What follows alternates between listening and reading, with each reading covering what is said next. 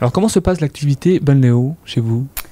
En fait, c'est une fois par semaine, enfin 2 fois. Enfin, moi, je suis sur l'activité du vendredi, mais il y a l'activité du mercredi aussi. Donc, on arrive dans l'eau et puis ça dépend par rapport à... Enfin, chaque résident, c'est différent, la prise en charge. Enfin, bon, on a bien vu pendant la séance. Au point de départ, il y a... Enfin, bon, l'autre personne qui était donc avec ma collègue n'a pas de problème de mobilité. Alors que Sébastien, que j'accompagne, lui, il a des gros problèmes en fait. Il est, tout au long de la journée, il est en fauteuil roulant et il ne peut pas marcher, sauf en key-walker de temps en temps, donc avec un déambulateur plus ou moins. Et le temps qu'il est dans la balnéo, donc il n'a pas du tout la même façon d'être. Enfin, il est porté par l'eau. Donc, vous avez dû remarquer.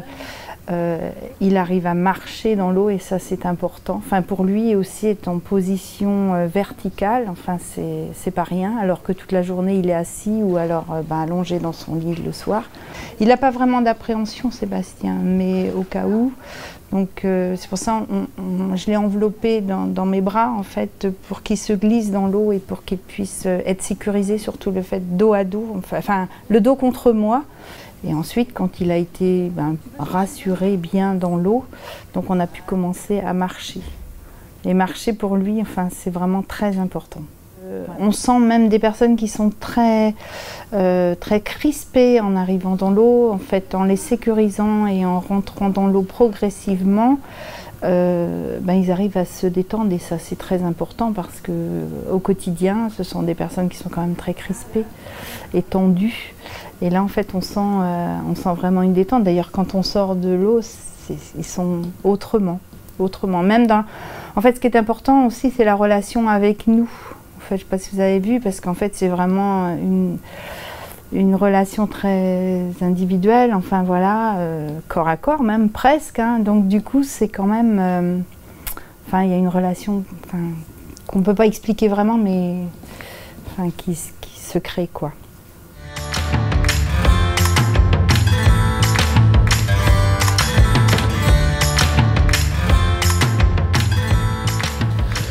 Vous avez une particularité à la maison d'accueil spécialisée, c'est que chaque résident a un planning.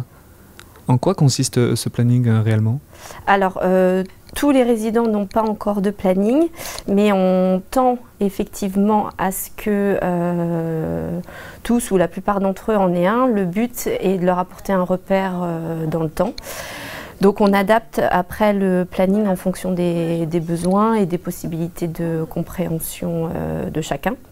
Donc selon ses besoins et ses capacités de compréhension, les plannings peuvent être faits à la journée, au mois, à l'année, être illustrés à l'aide de photos, être illustrés à l'aide de pictogrammes, ou encore pour ceux qui ont accès à la lecture, ça peut aussi être avec de l'écriture. Et vous sentez que ce moyen de communication est vraiment efficace pour vous et pour les résidents? Alors sur certains de ces plannings, on n'a pas encore suffisamment de recul pour observer un effet vraiment dans la projection et dans l'anticipation de la journée. Après, c'est quand même le cas pour certaines personnes, notamment Yves, qu'on a vu avec son planning, qui met à jour son planning tous les matins, qui n'est pas forcément à l'aise, lui, pour manipuler les images et les enlever lui-même en journée, mais on se rend compte que dès qu'il y a un événement particulier, le fait de mettre la photo ou le pictogramme sur le planning le matin l'aide à intégrer qu'il va y avoir cet événement particulier et à mieux l'accepter après. Sinon, on est souvent confronté à un refus de sa part, à une opposition qui peut même parfois du coup être assez virulente et il peut se retrouver complètement débordé en fait par les émotions créées par l'événement quoi.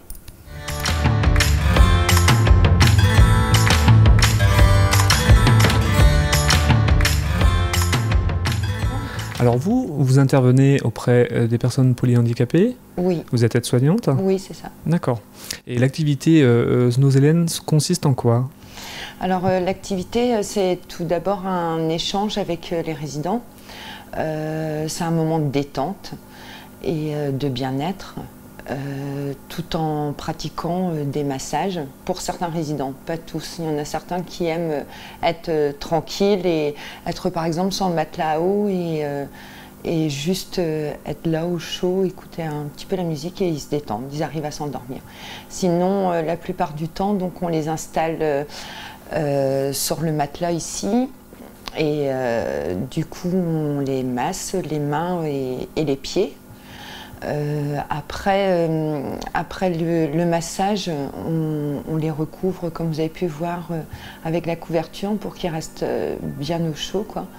Et la séance se termine 10 minutes après la séance de massage pour qu'ils puissent être bien détendus. La plupart du temps, ils s'endorment. Bon, là, ce matin, c'est pas arrivé, mais on voyait bien quand même en fin de séance qu'elle était détendue.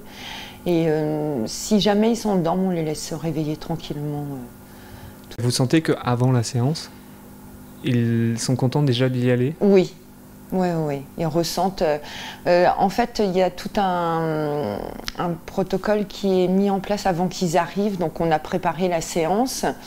Donc, on les a prévenus, bien sûr. Et quand ils arrivent dans la salle est chauffée, les lumières sont déjà mises, la musique est déjà en route. Et après, c'est un cheminement, en fait, tout au long des mois au final. C'est un travail puisqu'on va les prendre chaque résident pendant un trimestre environ, les mêmes, tous les mardis, tous les jeudis. Et à chaque fois l'échange est pratiquement le même. Ils arrivent dans la salle, c'est déjà prêt, la musique est déjà mise, on les masse un peu les mains, les jambes. Et après, donc, il reste un petit 5-6 minutes tranquille, enfin complètement détendu. Et quand la séance se termine, donc on augmente un petit peu la musique, on ouvre la porte et on voit qu'ils ont bien compris que ça se terminait. Mais oui, généralement, ils sont contents de venir.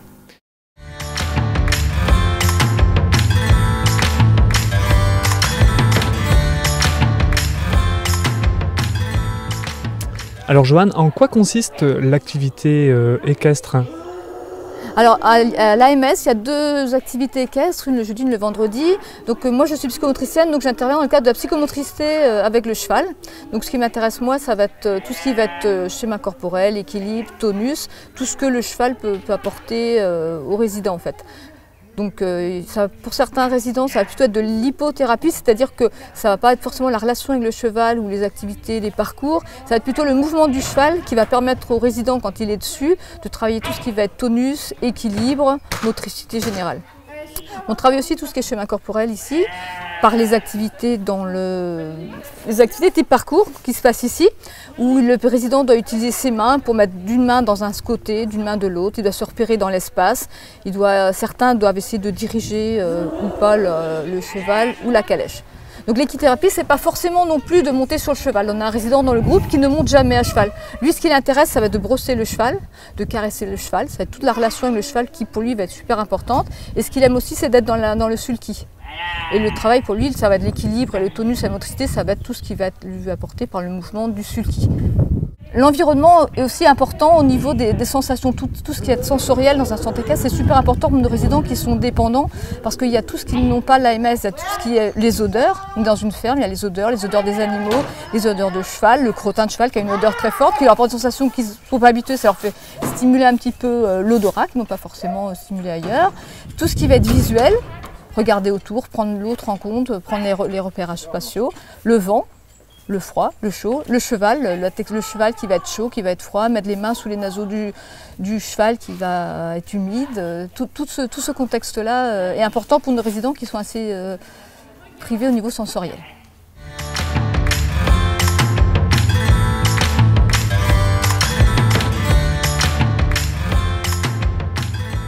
En quoi consiste réellement cette sortie?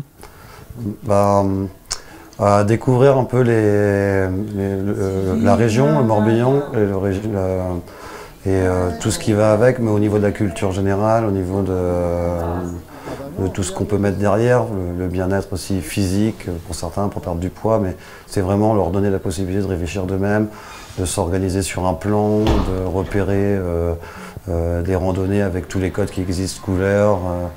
Moi, mon objectif, c'est vraiment de m'effacer le plus possible de cette activité, et c'est eux qui prennent les décisions pour susciter chez eux, de s'engager et puis réussir à trouver des solutions par eux-mêmes. Julie Saint-Preux. Ouais. Saint-Preux, c'est un compositeur de musique. Un compositeur de musique Dans... Ouais. C'est marqué sur votre document? Non, mais je sais ça depuis longtemps. Ah ouais. Julie Saint-Preux doit être... Ah ouais, normalement, il y avait un truc ici, mais il est parti. On est comme ça, On va faire un petit peu de là. Il doit y avoir une statue là-bas. Ouais, on va aller par là, on va pas aller là-bas. On va pouvoir voir. Ouais, pouvoir aller les autres. Et de venir dans la nature, vous, ça vous procure quoi? Bah, un plaisir. Ouais. Plaisir de voir comment c'est fait. Puis les fleurs et tout, les bourgeons et tout. Ouais. Puis on découvre des autres sculptures tous les ans. Bon, bah moi je sais plus que dire, hein. Venez à mon secours. Et du coup, c'est vous qui guidez les gens là? Ouais. Vous aimez bien ça? Ouais. On avait le choix entre Josselin. On avait le choix entre Josselin et ici. Hein. Ah bah oui, ouais. Vous avez été à Josselin et nous, vous avez eu de plus belles choses encore. Enfin ici c'est pas mal. Tiens, regarde, granit gris de Normandie. Elle est belle, hein. On dirait une porte sentinelle. Hein, Michael? On dirait une porte de sentinelle. Moi je verrais ça comme un blocos. Un blocos, ouais. T'as pas le canon. T'as pas le canon. Attends, on va aller voir derrière. Qu'est-ce qu'il y a derrière? Ils vous font des retours, les résidents, après les sorties? Il y a quelque chose qui est frappant, c'est qu'ils ne sont pas habitués à ça. Enfin, il y a eu une période aussi parce que on pensait bien faire en disant il faut randonner, donc on va choisir des beaux endroits pour eux. Mais en fait, on s'aperçoit que quand eux ils choisissent, il y a beaucoup plus d'intérêt. Enfin, à mon sens, c'est quand eux ils choisissent, quoi. Parce qu'il y a plein de choses qui se passent, et du coup, ils s'engagent tellement qu'il y a un échange avec les professionnels. C'est plus notre activité, mais c'est bien la leur, donc ça leur appartient. Et je trouve qu'ils sont acteurs de par cette façon de travailler, quoi.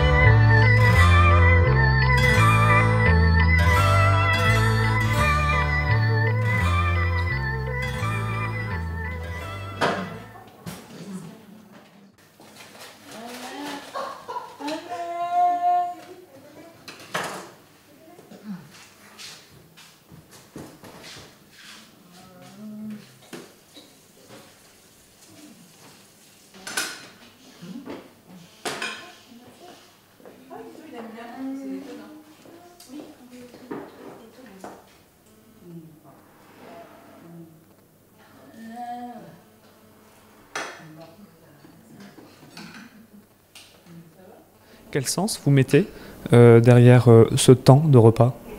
Donc bien évidemment c'est un repas thérapeutique, hein. Mais au-delà de tout ça, c'est vrai que c'est un vrai moment de convivialité et d'échange. C'est un moment où il y a énormément d'interaction entre les uns et les autres. Ils sont attentifs à ce que va dire l'un, même si ça reste un moment difficile pour eux parce que comme ils sont sourds aveugles, il faut une concentration particulière aussi pour manger tout simplement. On essaie de travailler au maximum leur autonomie, aussi bien pour la mise de table que pour le repas. Donc on fait en sorte qu'ils se servent, qu'ils prennent des responsabilités sur ces tâches de la vie quotidienne aussi, quoi.